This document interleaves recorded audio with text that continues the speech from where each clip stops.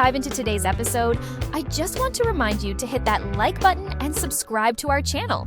Your support means the world to us. It helps us grow, reach more amazing learners like you, and keep bringing you fresh and fun content every week. So don't forget, like, subscribe, and let's keep this journey going strong. Hello, idiom aficionados, and a warm, enthusiastic welcome back to Idiom Insights. I'm Emma, your ever-curious guide through the fascinating, sometimes puzzling, but always rewarding world of English idioms. So happy to have you join us today. And I'm Jack, your co-pilot and linguistic mechanic, here to help you understand how these phrases work and add a little humor along the way. Consider me your go-to guy for unpacking idiomatic peculiarities. It's great to be back on Idiom Insights with our wonderful listeners. It truly is, Jack. And today, we have a really interesting mix of idioms lined up for you. Some of these phrases describe efforts that don't quite pan out, while others are all about achieving success. We'll also look at something that works perfectly every time, and even touch on the simple act of staying quiet. These are all common expressions that add so much color to everyday English conversation. A diverse and practical collection for sure. To give you a little peek at what's coming up in this episode of Idiom Insights, here are the 4 idioms we'll be exploring. We'll start by talking about chasing after something that's probably impossible to catch with wild goose chase. Then we'll look at succeeding brilliantly with flying colors. After that, we'll discover the phrase for when something works perfectly and effortlessly. Work like a charm. And finally, we'll cover the idiom for keeping quiet. Zip your lip. That's a fantastic roadmap for our linguistic adventure today. From pointless pursuits to brilliant successes, and from effortless effectiveness to the importance of silence. Indeed.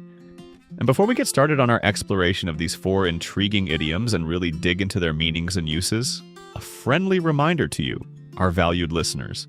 If you're enjoying these episodes of Idiom Insights and finding them helpful for expanding your English vocabulary and understanding, we would be absolutely delighted if you would consider subscribing or following our podcast on your platform. Your subscription is a fantastic way to show your support and also ensures that you won't miss out on any future episodes where we dive into more useful and interesting idioms.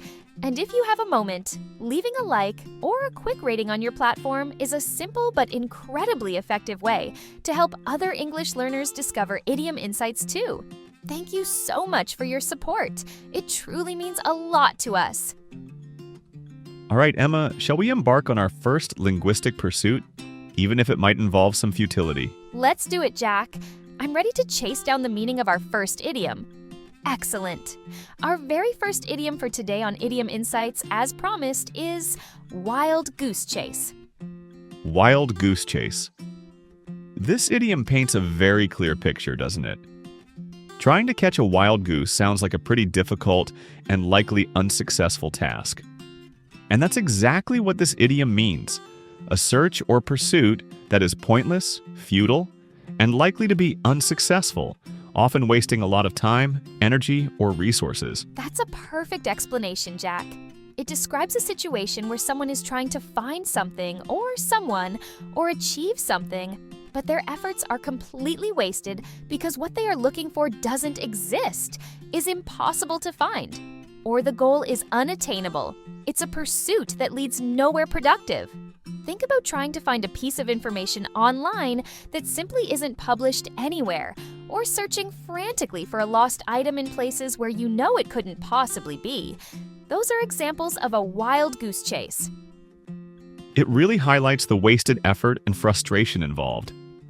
The origin comes from the actual historical practice of chasing wild geese, which were notoriously difficult to catch due to their ability to fly away rapidly. It was a chase that often ended in failure and exhaustion. So the metaphor is very direct and clear. When you are on a wild goose chase, you are expending energy on a fruitless endeavor. Exactly. You might use this idiom to describe a frustrating search. I spent all afternoon driving around town trying to find that specific, obscure spare part for my old car. It felt like a complete wild goose chase. Every store I went to was out of stock or didn't carry it. It emphasizes the futility and the wasted effort of your search. Or it can be used for trying to investigate something that turns out to be false or non-existent. The police spent weeks investigating the anonymous tip they received about a hidden treasure, but it turned out to be a complete wild goose chase. There was absolutely nothing there. Their investigation was based on false information and led to a waste of valuable time and resources. It really conveys that sense of running around, putting in effort, but ultimately achieving absolutely nothing of value. It's a negative outcome, signifying wasted time and energy. It's often used with a sense of exasperation or frustration after realizing the effort was completely in vain. We followed all the complicated instructions, but it led us nowhere. It turned out to be a complete wild goose chase. So the key elements are a pursuit or search, significant effort involved, and a total lack of successful outcome. It's the opposite of an efficient or productive search. It's just a lot of running around for nothing. Let's listen to Mia and Mark using wild goose chase in their conversation. They're talking about trying to find something specific that proved very difficult. Mark, how did you get on trying to find that old, specific type of light bulb for the lamp in the conference room yesterday? Did you manage to track one down anywhere? Oh, Mia, don't even ask me about that light bulb. I must have gone to at least 6 different hardware stores all across town after work. 6 stores? Seriously? That sounds like a lot of driving and searching just for one light bulb. It really was. And you know what? None of them had it. They all said it was an outdated type or that they just didn't stock it anymore. It felt like a complete wild goose chase the entire time. I wasted hours and didn't find anything. Oh no, that's so frustrating. So we still don't have a working lamp in the conference room then? Unfortunately not. It was a totally pointless search. Ah, poor Mark. He sounds genuinely tired and frustrated after his wild goose chase, trying to find that specific light bulb. He went to many places, put in a lot of effort, driving to 6 stores. But ultimately, his search was unsuccessful and wasted his time. It's a perfect, relatable example of expending significant effort on a search or task that ultimately leads to absolutely nothing. His quest for the light bulb was indeed a wild goose chase. So, listeners, have you ever been on a wild goose chase? Perhaps trying to find something elusive or pursuing a goal that turned out to be unattainable or pointless? Share your sentences using wild goose chase in the comments below this episode of Idiom Insights. Tell us about your fruitless endeavors. It's a very useful idiom for describing those frustrating moments of wasted effort. Now, let's move on to our second idiom, which is much more positive. This one is all about success. Our second idiom today on Idiom Insights is with flying colors. With flying colors. This idiom is fantastic for describing success, and particularly success that is achieved easily, clearly, or exceptionally well. If you pass an exam with flying colors, it means you didn't just barely pass. You passed very easily, perhaps getting a very high score or demonstrating excellent understanding. That's exactly right, Jack. It implies not just success, but a resounding or easy success, achieved brilliantly. The most widely accepted origin of this idiom comes from naval history. When a ship returned to port after a successful battle or a long voyage, it would often display all its flags, its colors, flying proudly in the wind. This was a clear public signal of its victory or safe return. So returning with flying colors meant returning successfully and visibly displaying that success. It's a great visual metaphor for clear, undeniable success that is evident to everyone. You might use it to talk about achieving a goal. She was really nervous about her presentation to the board of directors, but she delivered it flawlessly and passed the assessment with flying colors. This means she didn't just get through it. She did exceptionally well, impressing everyone. It can also be used to describe overcoming a difficult situation or challenge successfully and without lasting negative effects. He went through a really challenging time battling that illness, but he came through it with flying colors and is now healthier than ever. He recovered fully and successfully from the difficult situation. It implies a comfortable or impressive success, not one achieved with great difficulty or struggle. My daughter was worried about her driving test, but she passed it with flying colors, not making a single mistake. This highlights the ease and perfection of her performance. It's a very positive idiom, always associated with a successful and often impressive outcome. It suggests competence, preparedness, or perhaps just finding something much easier than expected. The key is the visible, clear, and often easy nature of the success. You didn't just barely scrape by, you soared through. It does give that sense of effortless or brilliant achievement. Think of acing a test you thought would be difficult, or completing a complex task smoothly and perfectly. You did it with flying colors. Let's hear Mia and Mark use "with flying colors" in their conversation. They're talking about someone who recently achieved something successfully. Hey, Mark, did you hear? Our colleague David got the promotion he was going for. Oh, that's fantastic news, Mia. I heard he had a really tough interview process for that position, with several different rounds. He did. He was quite nervous about it, but he told me today that he felt the final interview went really well, and he answered all their tricky questions confidently. Well, it sounds like he came through the whole process with flying colors then. He clearly impressed them despite the tough competition and difficult interviews. Absolutely. He definitely earned it. He passed the challenge brilliantly. Excellent. Mark used "with flying colors" to describe how David successfully navigated the tough interview process and secured the promotion. It suggests David didn't just barely succeed, but did so easily or exceptionally well, impressing the interviewers. It perfectly captures the idea of achieving a goal successfully, especially after facing a challenge like a difficult interview process. David came through that challenge with flying colors, signifying his clear and impressive success. So, listeners, what have you or someone you know recently achieved with flying colors? Maybe it was passing an exam, completing a project, or overcoming a personal challenge. Share your sentences using "with flying colors" in the comments section below this episode of Idiom Insights. We'd love to hear about your successes. Sharing success is always motivating. All right, Jack, let's move on to our third idiom for today. This one is about things that work perfectly and effectively. Our third idiom on Idiom Insights is "work like a charm." Work like a charm. This is a lovely idiom that means something works perfectly, flawlessly, and exactly as intended, often with surprising effectiveness or ease. It suggests that a solution, a method, a tool, or even a piece of advice is highly effective and produces the desired results without any problems. That's a great explanation, Jack. It evokes the idea of magic, doesn't it? A charm was historically believed to be a spell or a magical object that had a specific power or effect. So, if something works like a charm, it performs its function as if by magic, smoothly, effortlessly, and effectively, achieving the desired outcome without any hitches. Exactly. It suggests that the solution applied was incredibly effective, maybe even more effective than you initially expected. You might use it when talking about fixing something. My old laptop was running so slowly it was driving me crazy, but I ran that cleaning program you recommended, and now it works like a charm. It's so fast. Or it could be about a method you tried. I was having trouble getting the baby to sleep, but my grandmother suggested singing a specific lullaby, and it worked like a charm. The baby fell asleep within minutes. The advice or method was perfectly effective in achieving the desired result. It often implies a simplicity or unexpected ease in the solution's effectiveness.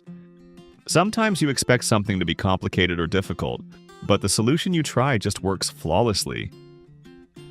I was worried about assembling this complicated piece of furniture, but the instructions were surprisingly clear, and the parts fit together perfectly.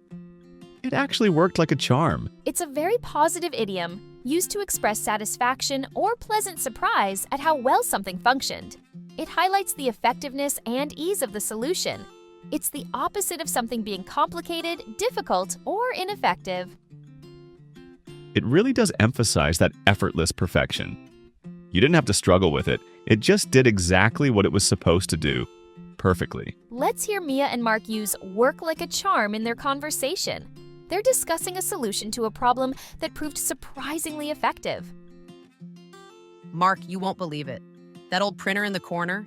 The one that always jammed and nobody could get to work properly for weeks? Oh yeah, that old beast. Has someone finally convinced it to print something? I thought we were going to have to replace it.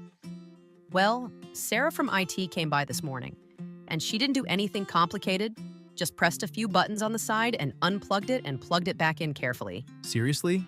That's it? Did that actually do anything helpful? You wouldn't believe it. After she did that simple little sequence, the printer suddenly started working perfectly again. It printed a whole document without a single jam. It worked like a charm. Wow, that's amazing. It sounds like sometimes the simplest solutions are the best. Who knew just unplugging and replugging could work like a charm on that stubborn thing? I know, we were all so surprised. Ha! That's a classic example of a simple action having a surprisingly effective result. Sarah's method, pressing buttons and unplugging, replugging, worked like a charm on the stubborn printer. It fixed the problem perfectly and easily, just as if by magic. It perfectly illustrates how something, even a simple action, can be incredibly effective in solving a problem. The printer suddenly working flawlessly demonstrates that Sarah's intervention worked like a charm. So, listeners, what have you recently experienced that worked like a charm? Perhaps a tip you received, a tool you used, or a method you tried that solved a problem perfectly and easily? Share your sentences using work like a charm in the comments section below this episode of Idiom Insights. Let us know about something that worked perfectly for you. It's a great idiom for celebrating effective solutions. And now, for our fourth and final idiom for today's episode of Idiom Insights. This one is short, direct, and to the point, just like its meaning. Our fourth idiom is zip your lip. Zip your lip. This idiom is a very informal way of telling someone to stop talking immediately or to remain silent. Perhaps because they are talking too much, talking about something they shouldn't reveal, or because silence is required in a particular situation. It's essentially telling someone, or yourself, to be quiet or keep quiet. That's right, Jack. The image is very clear. It's like you have a zipper on your mouth, and you are pulling the zipper up to close it and prevent any sound or words from coming out. It's a direct command or suggestion for silence. The origin is quite modern, probably linked to the invention and widespread use of zippers. It's a very visual and easily understood metaphor. It is. It's often used when you are annoyed by someone's talking or when someone is revealing information they shouldn't. I was trying to concentrate on the difficult problem, but my colleague kept talking loudly on the phone. I finally had to tell him to zip his lip so I could focus. It can also be used as a playful way to tell someone to keep a secret. If you've shared a piece of confidential information with a friend, you might say to them, "Now, I've told you this, but promise me you'll zip your lip about it. Don't tell anyone else." You're asking them to keep quiet and not reveal the secret. It's definitely informal. Maybe something you'd say to a friend or family member, but probably not to your boss in a formal setting. It's a direct and rather forceful way to demand silence.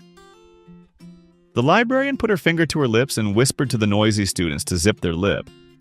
They were being too loud in the quiet section. It carries a sense of urgency or annoyance, a need for the talking to stop immediately.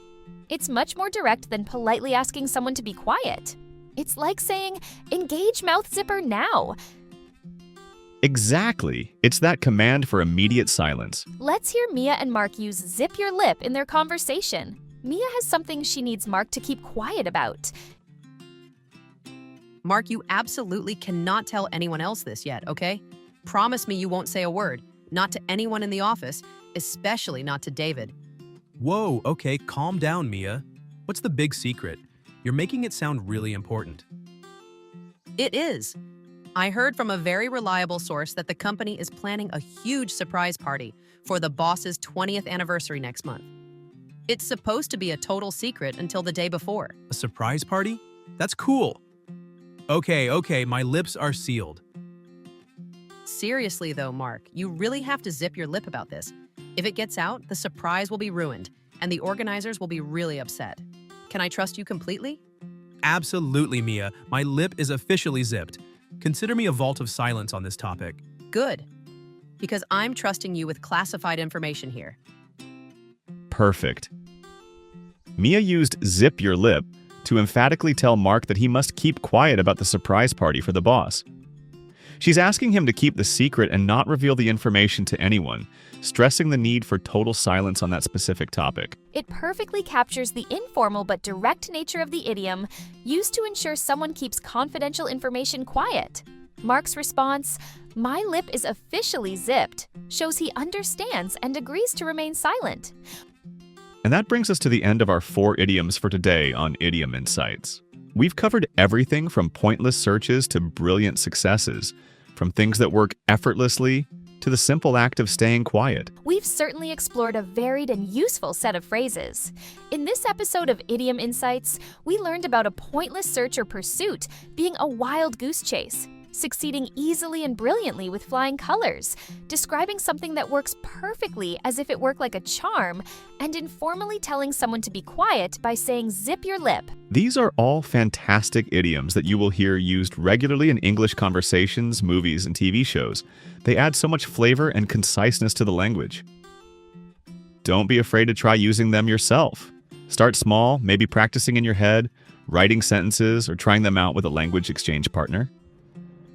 The more you use them, the more comfortable and natural they will feel. Absolutely. Confidence comes with practice. And if you enjoyed this episode of Idiom Insights and found it helpful in your English learning journey today, please remember to give us a like and consider leaving a rating on your podcast platform. Your positive feedback is incredibly motivating for us and helps other learners find us. It really does make a difference.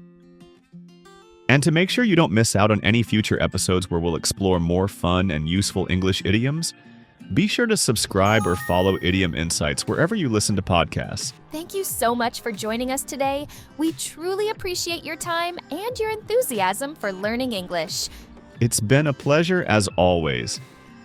Keep practicing those idioms, keep exploring the language, and we'll be back soon with more insights. Until next time, happy learning, and maybe try zipping your lip when you have a secret to keep. Goodbye, everyone. Bye for now.